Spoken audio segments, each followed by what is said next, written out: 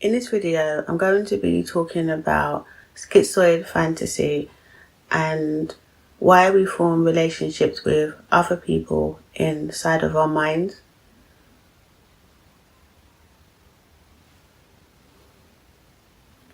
I made a video called The Schizoid True Self, in which I went into great detail about the split between our libidinal and anti-libidinal ego. But to put it simply, our libidinal ego is basically our innate drive and force to connect with people in the external world and to form relationships with people in the external world. Usually in infancy, the libidinal ego will attach to our primary caregiver, but because of our schizoid defenses, we didn't form an attachment with the external world through our libidinal ego in the way in which we should have. And instead, our libidinal energy became attached to thoughts and ideas. When the libidinal ego is attached to a primary caregiver in a healthy way, it enables a person to have a strong emotional connection with that person. So, because that didn't happen with us, we instead formed an attachment to ideas and mental representations within our minds. Humans are innately born with a desire to connect with other people. And so, as an infant, if we found ourselves in a position where we were unable to make an emotional connection with someone in the external world, then that would have left a deficit. And this deficit was filled by forming relationships with internal representations of people inside our minds. And that's really where it all began. For myself, this manifested in childhood as having an imaginary friend, and also in making up a lot of stories and creative writing, and just imagining a lot of different scenarios within my mind. This is a common pattern with schizoid individuals who rely on fantasy and imagination to fulfill their needs. For some people, the process of fantasy can become highly addictive, and this can manifest as maladaptive daydreaming. It can get to the point where a person can become so engrossed in fantasies and creating stories within their mind that it becomes really difficult to actually engage with the physical world. Aside from maladaptive daydreaming, we can feel like we're having relationships with people that we don't really know. And this could be somebody that we've met or somebody that we've seen before. And in our mind, we can feel like we're closer to that person than we actually are. This can mean for some people that they can have feelings of love for someone who they're not interacting with in the physical world. Like I said, this could be a real person, but it could also be a character that they have created within their mind. So there's a lot of different ways that having a relationship within our mind can manifest.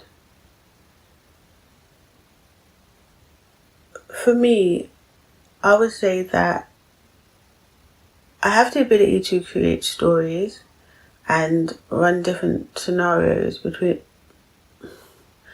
I have the ability to create stories and run imaginary scenarios through my mind. But really, I'd say that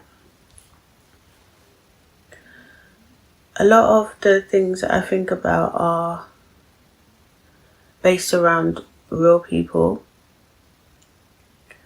I find myself creating models of people within my mind. So if I meet people, I create like mental impressions of them, and then I can interact with the impressions of people rather than interacting with the actual person themselves. It's quite complicated. I'd say that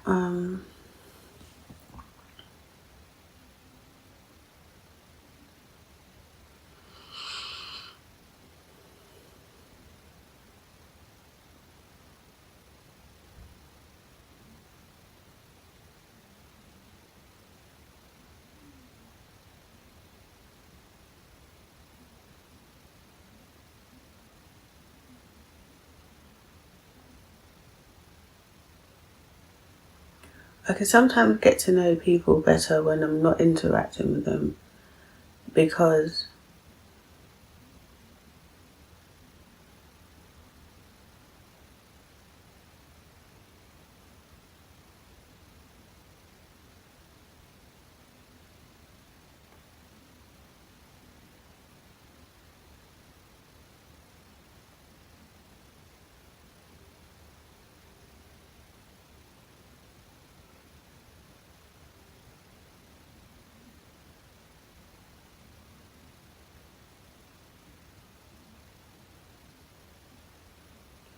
I often get images of people coming into my mind, and sometimes they're people that I know, and sometimes they're people that I don't know. Sometimes it's just little clips of a scene playing out, and other times it could just be a sentence or two that someone could be saying. This is not the same as schizophrenia, where people hear voices that seem to be coming from outside of themselves, or see things around them in a hallucinatory sense that aren't there.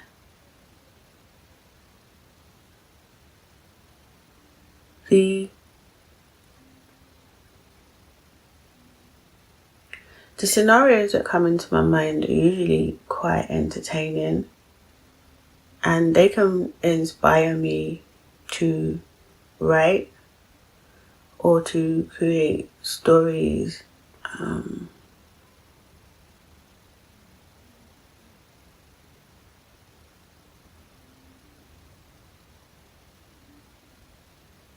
Sometimes I can think in someone else's voice or in a different accent.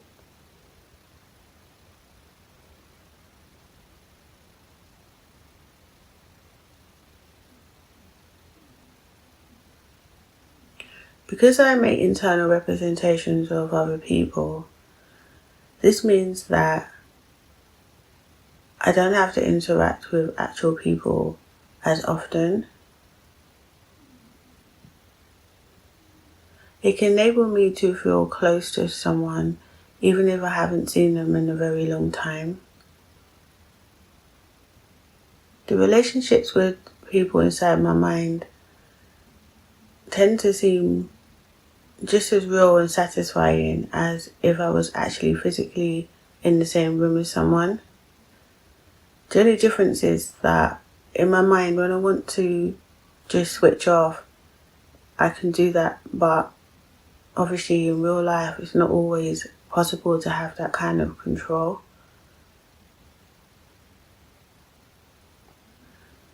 I think that because I form relationships with people inside of my mind, it means that I don't really miss people. I can feel very in touch with friends and family members. Okay, I don't have any friends. Okay, people just through the process of thinking about them. Sometimes it seems like actually seeing the person is a waste of time when I can just think about them. And I can forget actually how long it's actually been since I've been in touch.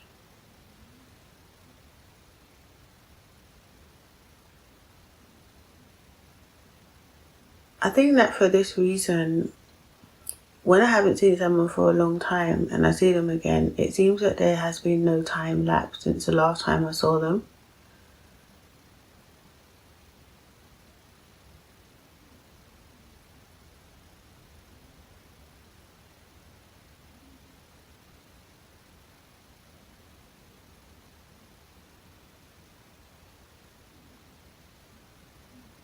The impressions that I make of people are pretty deep and detailed, and so it's like literally like I have their mind inside of my mind. This is quite creepy, but that's how it is. So that's my take on schizoid personality and fantasy.